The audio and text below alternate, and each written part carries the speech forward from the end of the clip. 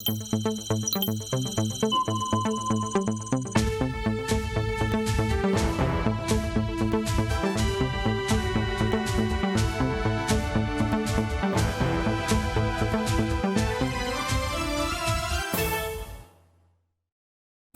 sommes mardi 7 juin 2022 à la une de l'actualité. Burkina Faso, lancement officiel du certificat d'études primaires en ce jour même dans la province du Bazega. Et pour cette session 2022, ce sont plus de 400 000 élèves qui sont en lice dans plus de 1900 centres de composition sur toute l'étendue du territoire national. Le gouvernement burkinabé est désormais habilité à prendre des mesures dans le cadre des suggestions liées aux nécessités de la défense nationale.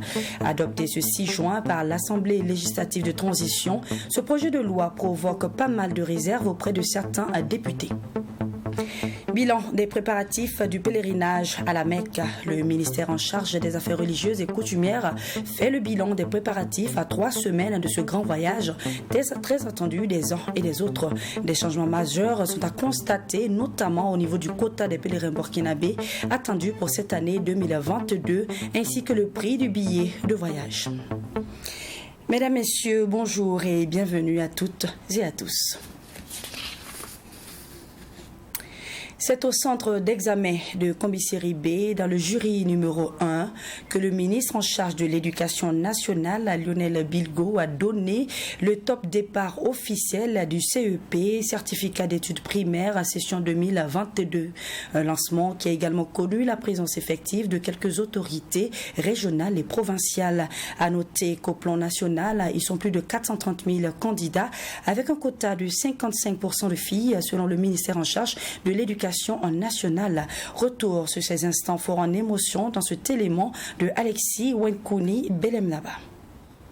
Il est 7h30 ici dans la circonscription de Kombisiri, jury numéro 1 à l'école primaire de Kombisiri B, région du centre-sud. Les couleurs sont montées. Les parents, les encadreurs, les éléments de la sécurité et le chef du département de l'éducation sont tous réunis.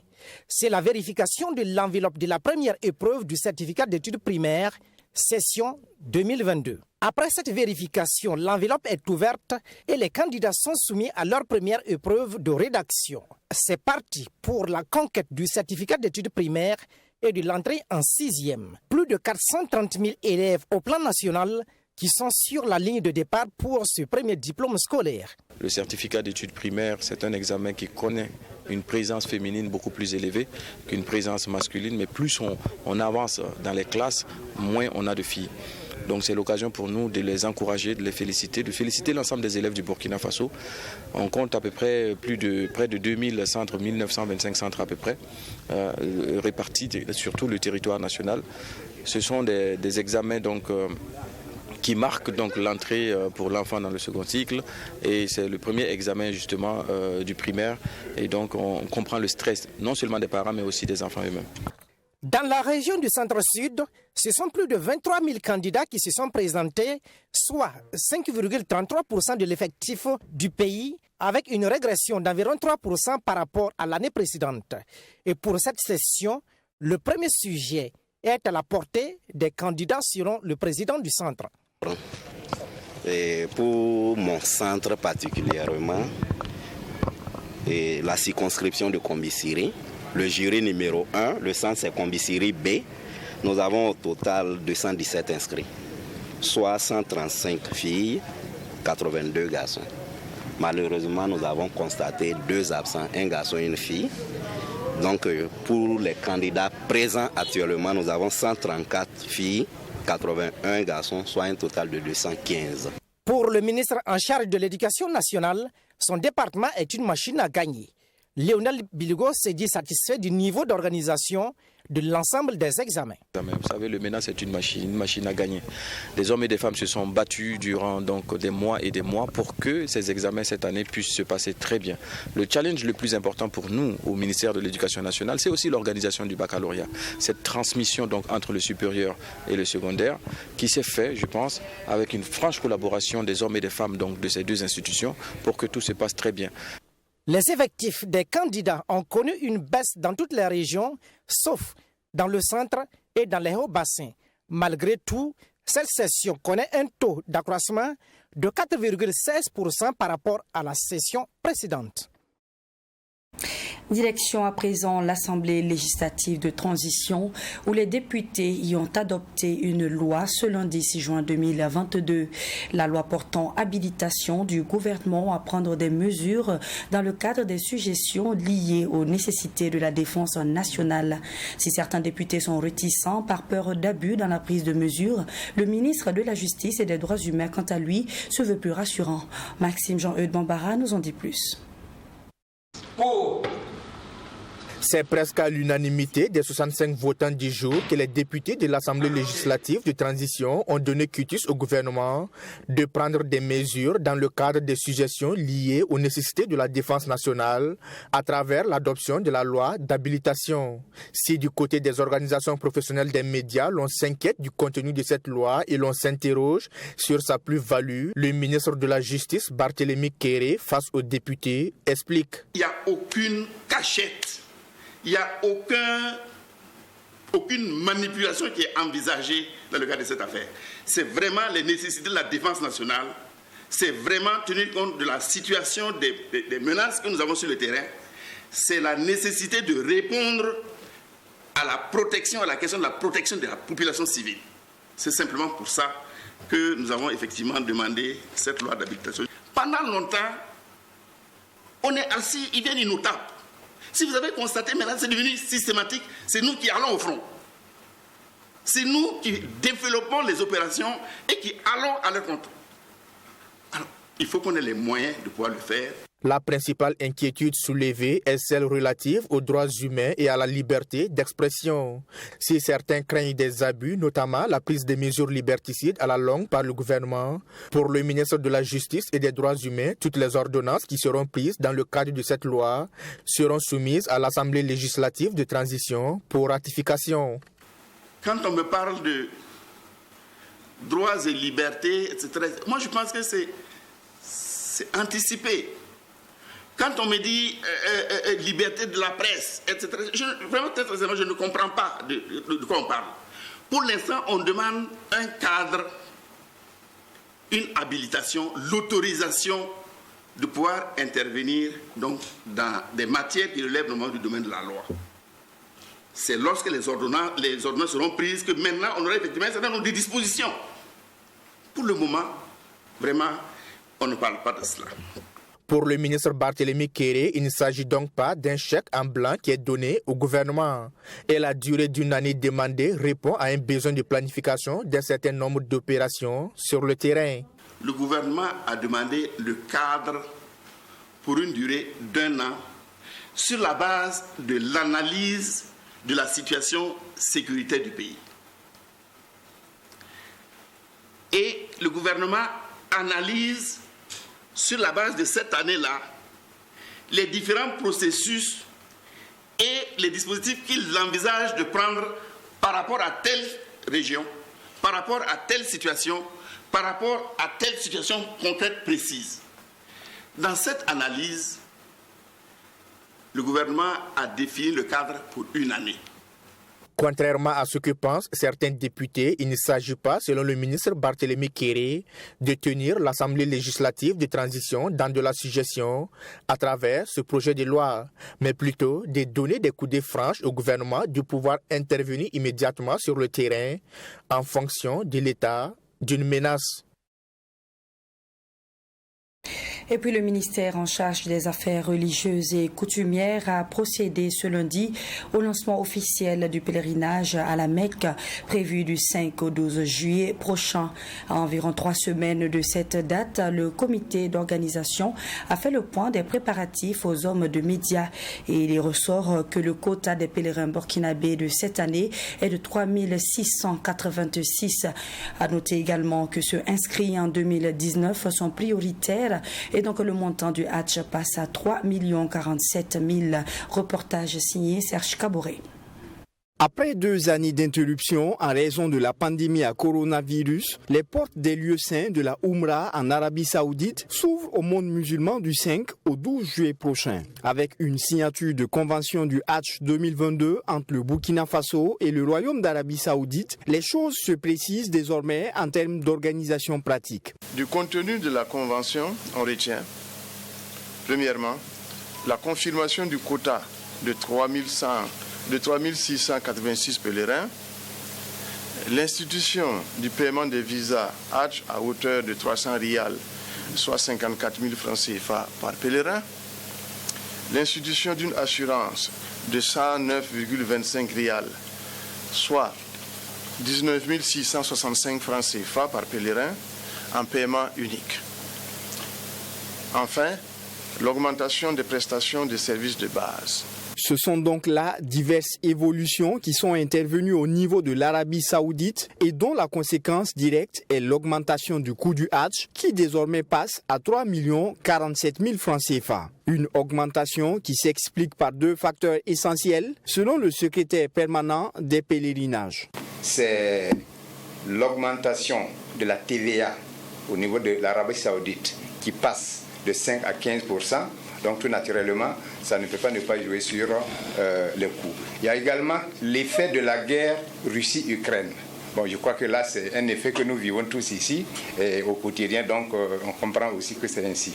Avec un quota qui passe de 8 000 à 3 686 pèlerins, le Burkina Faso entend donner la priorité aux pèlerins inscrits depuis 2019 et qui n'ont pas pu accomplir le pèlerinage à la Mecque. Les agents se sont entendus sur la question, alors de sorte que la priorité revienne et que ceux qui vont s'inscrire maintenant cette année, même si ils ne sont pas prioritaires, on verra effectivement comment s'arranger pour que, en tout cas, les gens puissent donc y aller. Du côté des agences de voyage, la situation n'est guère reluisante avec ce quota de pèlerins revu aujourd'hui à la baisse. Depuis le corona qui a commencé, nous-mêmes on entend les corona. Mais l'État là nous a rien, même 1 gramme. L'État ne nous a pas aidé dans les corona. Et on continue à payer l'impôt, on paye tout. Nous allons voir les gens qui ont inscrit 2019 là. C'est dans ces sens-là que nous allons enlever seulement pour partir avec. Ceux qui ont pu rassurer seulement, tous les pèlerins qui inscrits 2022 là ne peuvent pas partir. Et puis celui qui veut partir l'année prochaine, s'il n'a pas inscrit dans le 2022 là, même s'il attend l'année prochaine pour écrire, il ne peut pas partir. Parce que maintenant, le pèlerin est devenu un truc embouteillage. Le pèlerinage à la Mecque se tiendra pour cette année 2022 du 5 au 12 juillet prochain. Le départ des pèlerins burkinabés est prévu du 21 au 29 juin et le retour est fixé pour la semaine du 19 au 28 juillet 2022. Atténuer les effets causés par le Covid-19, ceux du changement climatique et les conséquences des conflits. Voilà les nouveaux défis du G5 Sahel pour ses pays membres, y compris le Sénégal. Pour ce programme conjoint qui vient en réponse à ces différents fléaux, plus de 423 000 ménages sont concernés avec pour principale cible les femmes et les jeunes. Et pour l'atteinte de ces objectifs, un atelier est effectif à Ouagadougou depuis hier et ce jusqu'au 8 juin prochain. Michael Tougri pour le reportage. Ils viennent des pays du G5 Sahel en plus du Sénégal. Ces participants à l'atelier régional de Ouagadougou sur la stratégie de ciblage, de phasage et d'articulation pour une réponse aux défis du Covid-19, des conflits et du changement climatique est porté par le G5 Sahel. Objectif de ce projet, consolider les moyens de subsistance des petits producteurs, en particulier les femmes et les jeunes, dans les zones transfrontalières des 6 pays qui bénéficient du projet. À cet atelier, les participants vont s'accorder sur la méthodologie de travail, notamment la question du ciblage, étape très importante dans la mise en œuvre du projet. Le ciblage, comme vous le savez tous, est une étape très importante dans la mise en œuvre de tout programme et projet et sa réalisation dans le respect strict des critères est l'un des gages pour la réussite. Dans ce domaine, vous avez sans doute des expériences avérées et cet atelier vous offrira l'occasion de partager ces expériences, les difficultés rencontrées et au finish s'entendre sur des approches et outils appropriés.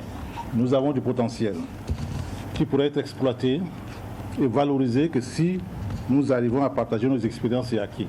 Lancé en 2021, le programme conjoint Sahel en réponse aux défis Covid-19, conflits et changements climatiques devra toucher plus de 423 000 ménages ruraux, dont 50% des femmes et 40% des jeunes s'inscrivent dans l'axe résilience et développement humain du G5 Sahel à travers son programme d'investissement prioritaire. Il vise à renforcer de manière durable la résilience des populations rurales les plus vulnérables de la région du Sahel afin d'atténuer les effets de la crise du Covid-19, les effets des conflits et les effets du changement climatique. Le ciblage devrait se faire dans 3 domaines, dans 3 dimensions: géographique, sociale et économique, dans chacun des pays selon une approche harmonisée. L'atelier qui nous réunit pour 3 jours est un cadre donc d'échange qui devrait permettre d'avoir une cohérence dans le ciblage des bénéficiaires de ce projet et de faciliter la mise en œuvre des activités d'intégration économique. Je vous exhorte donc à discuter dans un esprit de fraternité en tenant compte des priorités fixées par le programme SD3C. Et la mise en œuvre de ce programme conjoint Sahel en réponse aux défis Covid-19, conflits et changements climatiques, SD3C bénéficie de l'appui technique et financier de la FAO, du FIDA et du Programme alimentaire mondial PAM. Les maladies tropicales négligées font des victimes chaque année à travers le monde. Et au Burkina Faso, entre 2016 et 2017, près de 10 000 cas positifs ont été détectés et plus d'une 50aine de personnes décédées. Cela dit, le plan national de lutte contre les maladies tropicales négligées fait des efforts, mais reste hélas confronté à plusieurs obstacles. L'association Vision Nouvelle a donc décidé d'apporter sa touche dans cette lutte à travers l'initiation d'un atelier de réflexion tenu ce 6 juin à Ouagadougou. Reportage signé Alexis Wenkouni et Belem Naba. Sur les 20 maladies tropicales négligées répertoriées par l'OMS, 1,5 milliard de personnes sont touchées par ces maladies à travers le monde. 47 pays de l'Afrique, dont le Burkina Faso, sont concernés. En 2016, plus de 1500 cas positifs de dengue sont enregistrés avec 20 décès. En 2017, ce sont plus de 8000 cas positifs avec 36 décès qui ont été recensés. Une situation qui handicape les Burkinabés avec des impacts négatifs sur les populations. Malgré les avancées dans cette lutte, un obstacle demeure. Parmi les 20 MTN dénombrés par l'Organisation mondiale de la santé, 19 sont présentes au Burkina Faso et 13 d'entre elles constituent des endémies qui font l'objet de luttes coordonnées à travers un programme national.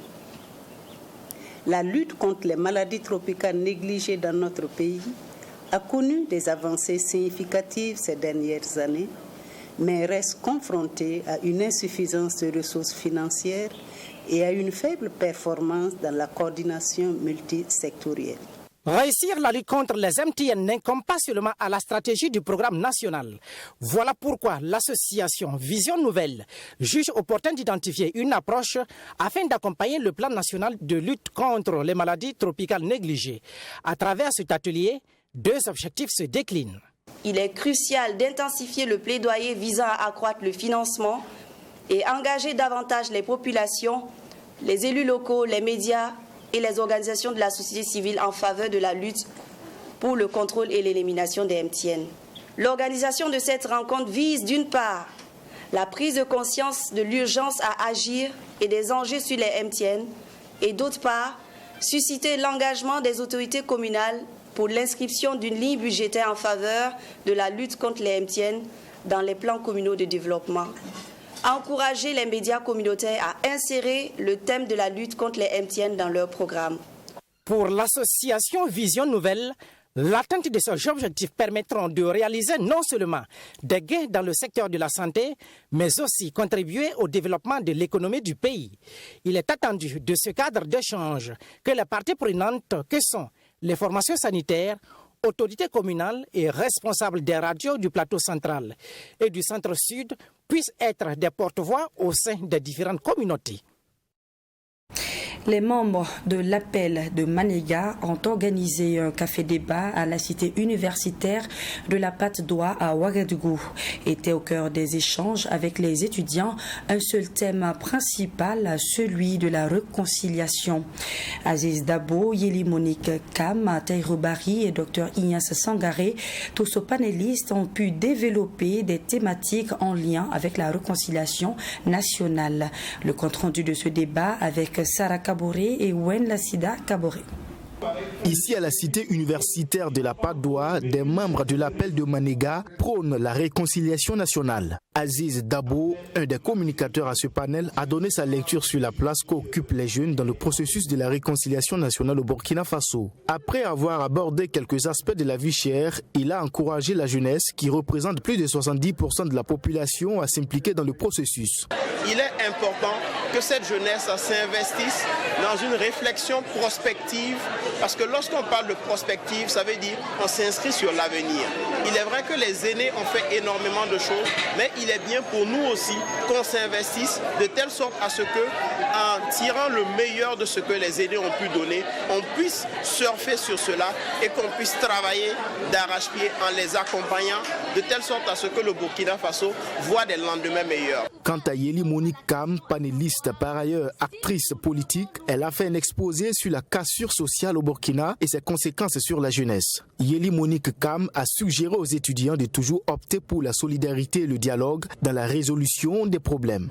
Nous avons analysé ensemble l'actualité qui est marquée par une insécurité, une vie chère, et nous avons regardé avec les jeunes, nous avons analysé ensemble les perspectives. Qu'est-ce que nous pouvons faire pour le retour de la paix, pour améliorer les conditions de vie de toute la population, y compris les familles, les déplacés, et améliorer les conditions d'études. Donc nous avons encouragé les jeunes à plus de civisme, à cultiver des valeurs de solidarité, de fraternité, confiance en eux et confiance aux aînés qui travaillent à trouver des réponses efficaces pour le retour de la paix et pour l'amélioration des conditions de vie. Pour Lukman Sawadgo, membre de l'appel de Manéga et modérateur de ce débat, la réconciliation pourrait être une solution à plusieurs maux dont souffre le Burkina Faso. Aujourd'hui, on a beaucoup fait d'activités, on a beaucoup travaillé avec les autres couches, des professionnels, etc. Maintenant, il est question d'apporter un message. Et nous savons que la jeunesse, par son nombre, par son dynamisme, est un vecteur important, est un acteur important. Donc il fallait lui apporter ce message en lui permettant de mieux comprendre la question de réconciliation. Un message qui n'est pas tombé dans l'oreille d'un sourd. Nous sortons aujourd'hui avec une connaissance approfondie de la question de la réconciliation nationale, car les différents intervenants se sont succédés et tous nous ont fait comprendre que la réconciliation nationale est une affaire de tous, que tout le monde doit s'impliquer à son niveau pour que la réconciliation soit une réalité au Burkina Faso. Les deux autres panélistes, Tahirou Bari, ancien candidat à la présidentielle de 2020, et Dr Ignace Sangaré, enseignant à l'université de Ouagadougou, sont également unanimes que la réconciliation doit se faire à une condition. Elle doit nécessairement passer par la case justice et vérité. Et ce 5 juin 2022 a été célébrée la Journée mondiale de l'environnement. À cet effet, dans la commune rurale de Saaba, l'association Yulgumde, qui signifie propreté en langue française, a marqué ses 24 heures à travers une journée de salubrité en procédant au nettoyage du marché de Siguiar à Borgo dans la même commune rurale. Les détails avec Michael Tougri et Wen Lassida Kaboré. Chaque 5 juin est célébrée la Journée mondiale de l'environnement. À la tête de son association Yologomde, il prit d'assaut le marché Siguiar dans la commune de Saaba. Munis de balais, de râteaux, les membres de cette association avec à leur côté des commerçants du marché ont procédé à une opération de salubrité. L'ambassadeur de l'hygiène et de l'assainissement Saaba Bassamiam Tigré veut redonner un visage plus propre à Siguiar. Il y a association Neba, né la bisa. Na taba tibna wukwe saka ninga yam tinewa Les ordures que vous avez vues, c'est les membres de l'association Yolomde et les commerçants qui se sont associés pour ramasser. Aujourd'hui, c'est la journée mondiale de l'environnement. C'est à cause de ça, nous, association, on a décidé de nettoyer le marché parce que c'est la journée de l'environnement.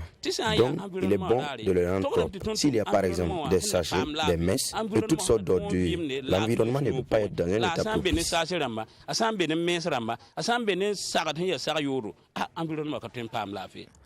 Une action de salubrité appréciée par les premiers responsables de la commune de Saba. Et à cet effet, la direction technique de la mairie de Saba, représentée par Zakaria Kinda, a salué cette action de l'association Yologomde, dont l'un des combats reste la protection de l'environnement. À Signiar également, les premiers responsables qui n'ont pas manqué de saluer les efforts de l'association. On a été ensemble au niveau du marché pour la propreté. L'ensemble des commerçants sont sortis pour accompagner cette activité de salubrité. Et c'est un acte fort qui interpelle. Nous avons vu qu'il y avait beaucoup de saleté et je pense que dans les jours à venir, nous-mêmes nous allons les approcher pour les sensibiliser afin que le marché ne soit plus dans cet état. Nous remercions l'association Yilingde. On est très contents d'eux parce qu'ils sont venus pour nettoyer le marché de Sigiyar. Au nom de tous les commerçants de Sigiyar, nous les remercions pour leur engagement ce matin pour nettoyer Sigiyar.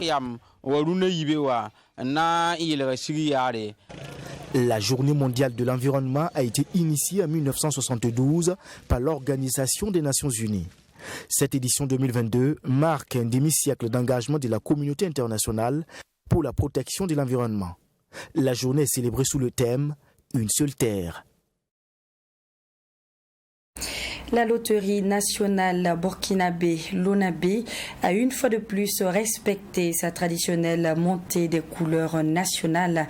À noter que depuis 2007, la nationale des jeux de hasard honore ce rituel qui s'impose chaque premier lundi de chaque mois. Et ce 6 juin 2022, la tradition a réuni les agents du siège de la société autour du drapeau burkinabé. Mamidriana Kamabou nous en dit plus. Le personnel de la loterie nationale burkinabé avec à sa tête le premier responsable mobilisé pour la montée des couleurs nationales. 7h30 au son du ditané fredonné en chœur, le drapeau rouge-vert frappé d'une étoile dorée au milieu fait son ascension jusqu'à la cime du mat. Un acte patriotique qui traduit l'engagement de ses citoyens envers leur pays qu'est le Burkina Faso. Nous le savons tous. Le drapeau national est le symbole par excellence le plus représentatif et le plus visible du Burkina Faso dans le concert des nations. Il représente en tout temps et en tout lieu notre pays, notre unité, nos valeurs culturelles et ancestrales et notre patriotisme. Nous devons à ce titre honorer ce symbole national comme gage de notre engagement, de notre dévouement, de notre patriotisme à œuvrer par notre ardeur au travail et par notre solidarité et notre fraternité pour une LONAB performante et rayonnante au service de notre cher Burkina Faso et de nos populations conformément à notre mission et à notre slogan. Cette initiative, selon le directeur général de la LONAB, est à mettre à l'actif du bureau de la mutuelle, du délégué du personnel et des syndicats de la nationale des jeux de hasard. Emmanuel Désiré Tiamobiga a saisi l'occasion pour saluer la mobilisation de son personnel et celle des partenaires sociaux à cette cérémonie de montée des couleurs. C'est le lieu pour moi de féliciter les partenaires sociaux de la LONAB et de les exhorter à maintenir le cap. Je remercie également l'ensemble du personnel pour la mobilisation constatée. Je dis également merci à nos partenaires, notamment la RTB et l'ONTB, qui sont nos voisins, et leur personnel, pour s'être associés à cet événement fort. Pour rappel, c'est depuis 2007 que la Loterie nationale burkinabé organise cette cérémonie de montée du drapeau national chaque premier lundi du mois. Une tradition qui a donc été respectée ce lundi 6 juin 2022 à Ouagadougou, au siège de la Nationale des Jeux de hasard, avec la participation du personnel de la radiodiffusion télévision du Burkina et de l'Office national du tourisme burkinabé. La 6e session extraordinaire de la conférence des chefs d'État et de gouvernement sur la situation politique au Burkina Faso, en Guinée et au Mali s'est achevée samedi dernier à Accra sans aucune décision contre les autorités qui dirigent ces pays en transition. Par faute d'accord, les dirigeants ouest-africains ont donc décidé d'un nouveau sommet qui se tiendra le 3 juillet 2022. Suivons donc ce reportage. Le Mali, le Burkina Faso et la Guinée attendaient l'issue de ce sommet avec impatience. Réunis à Accra au Ghana, les membres de la CEDEAO devaient se prononcer sur le sort des sanctions à l'encontre de ces trois pays où ont eu lieu des coups d'État. Mais les dirigeants ouest-africains n'auraient pas réussi à se mettre d'accord. Il faudra finalement attendre le mois prochain.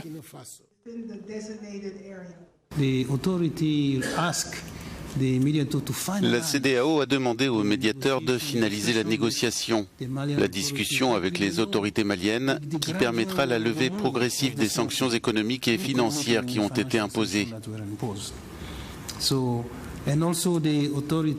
L'autorité a également décidé qu'elle réexaminera vraiment cette question, point très important, au début du mois prochain, le 3 juillet, lors du sommet ordinaire.